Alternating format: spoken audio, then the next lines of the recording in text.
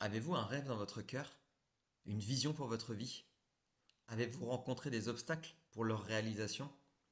Avez-vous du caractère pour tenir ferme dans les tempêtes de la vie? Écoutez l'histoire de Joseph dans l'Ancien Testament. Sa vie en est l'illustration, c'est un vrai roman. Voici l'histoire des 12 fils de Jacob. Joseph était un adolescent de 17 ans. Les frères de Joseph virent que leur père le préférait à eux tous et le détestèrent. Une fois, Joseph fit un rêve. Il le raconta à ses frères. J'ai rêvé. Le soleil, la lune et 11 étoiles venaient s'incliner devant moi. Ses frères étaient exaspérés par lui. Un jour, ils complotèrent de le faire mourir et le jetèrent dans une citerne où il fut vendu à des marchands. Puis les marchands vendirent Joseph à Potiphar, homme de confiance du Pharaon. Le Seigneur était avec Joseph, si bien que tout lui réussissait. On lui confia alors des responsabilités. La femme de son maître l'accusa faussement de tentative de viol, et Joseph fut emprisonné. Pourtant, là aussi, le Seigneur fut avec lui et lui montra sa bonté en lui obtenant la faveur du commandant de la prison. On lui confia aussi des responsabilités. Un jour, on fit sortir Joseph de prison pour qu'il interprète le rêve du Pharaon qu'aucun sage d'Égypte n'avait pu faire. Pharaon leur dit: Cet homme est rempli de l'Esprit de Dieu. Et il dit à Joseph: Tu seras donc l'administrateur de mon royaume. Il avait 30 ans. Vous imaginez?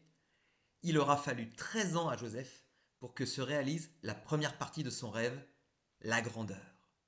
Alors qu'il a traversé des épreuves douloureuses, esclave et prisonnier, il a eu un comportement exemplaire, même excellent. Il ne s'est pas apitoyé sur son sort injuste. Son rêve paraissait impossible à réaliser, mais il a continué de faire confiance à Dieu et Dieu l'a élevé. Et vous, les tempêtes et les orages de la vie vous ont-ils anéanti? Avez-vous laissé tomber vos rêves et vos projets? Ou au contraire, avez-vous plié sans rompre comme le roseau? Quelle place avez-vous donnée à Dieu dans ces moments? Avez-vous persévéré dans la méditation de la parole et la prière? La suite de l'histoire nous apprend que dans sa nouvelle vie, Joseph eut deux enfants. Il appela l'aîné Manassé et il déclara: Dieu m'a permis d'oublier toutes mes souffrances et ma séparation d'avec les miens. Et vous, dans votre processus de restauration, avez-vous pensé à remercier Dieu? La fin de l'histoire nous apprend qu'il y eut une famine dans le pays de Jacob. Les frères de Joseph vinrent en Égypte demander de l'aide. Ils se prosternèrent devant lui sans savoir qui il était. Finalement, Joseph leur révéla qu'il était devenu le personnage le plus important de l'Égypte après Pharaon. Il leur dit: Ne vous tourmentez pas et ne vous faites pas de reproches pour m'avoir vendu ainsi. C'est Dieu qui m'a envoyé ici à l'avance pour que je puisse vous sauver la vie. Âgé d'environ 40 ans, le rêve de Joseph devient réalité. Votre vie peut prendre une direction inattendue du jour au lendemain. Quand on est dans l'épreuve, ça paraît incompréhensible.